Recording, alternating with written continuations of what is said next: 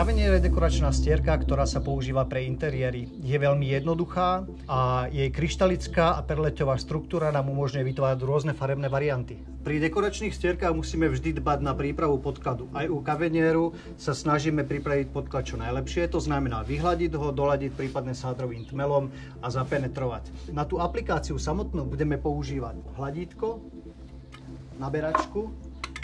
Týmito nástrojmi vytvoríme prvú vrstvu a potom následne po vysunutí druhou vrstvou použijeme houbu, ktorou materiál natupujeme a vytvoríme špecifickú textúru. Aplikácia Kavenieru pozostáva z dvoch vrstiev. Prvú nanesieme celoplošne do hladka, tak aby nám nezostal žiadny priestor voľný a povrch bol vyhladený. Schnutie tejto vrstvy je 4 až 6 hodín, potom pristúpime k nanášaniu ďalšej vrstvy.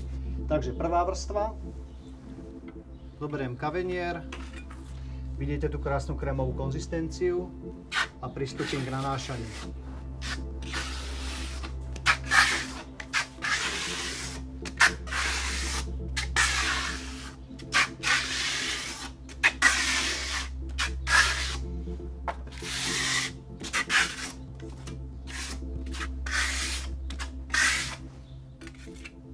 Na konci tento povrch zjednotím jedným ťahom, aby som mal dokonale hladký.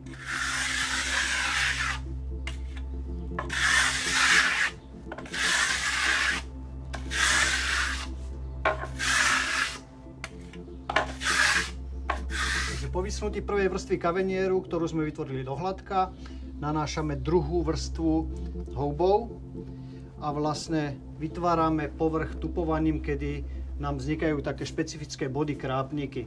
Samozrejme, ten materiál si môžete naniesť na nejaké víčko a pri tej aplikácii používať rôzne inštrumenty, ktoré tú prácu zjednodušia.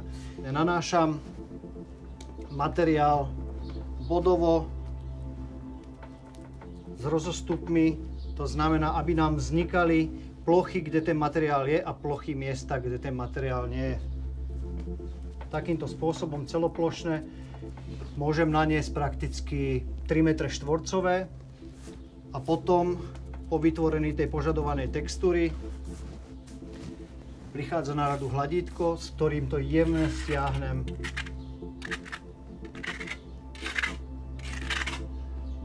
aby som tie jednotlivé body a krápniky viacej posadil, aby som vytvoril tú špecifickú textúru.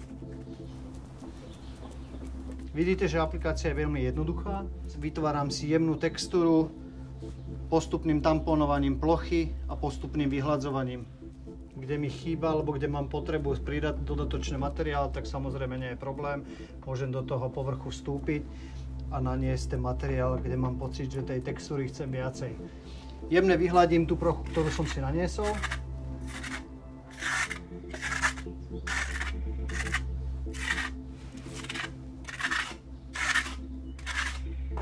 A v tomto bode vlastne počkáme ešte 10 minút na to, aby som celý povrch mohol zjednotiť, a to takým spôsobom, že hladítko priložím na tú danú plochu a postupne sa snažím vyhladiť ešte daný povrch, aby som zaplnil pory, ktoré mi tam vznikajú. To hladítko samozrejme musí byť čisté a ten správny moment na to je vtedy, ak to hladítko položím, začnem s ním točiť po danej ploche, po danej stene a ten materiál mi vlastne už nezanecháva stopy. To znamená, že je už dostatočne zaschnutý na to, aby mi nezanechával stopy na tom hladítku.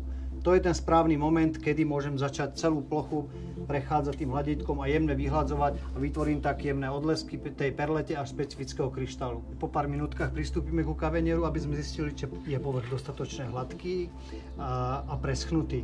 Urobíme to tak, že priložíme špachtlu alebo hladítko na povrch, jemne zatočíme a pokiaľ nám Kavenier nezanecháva stopy na hladítku, tak je ten správny moment, aby sme ho dodatočne dohladili.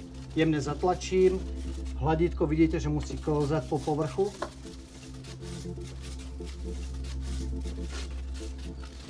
A takto máme dekoračnú stierku hotovú. Kavenier je interiérová stierka, ktorá pôsobí nenápadne, ale má rafinovanú textúru.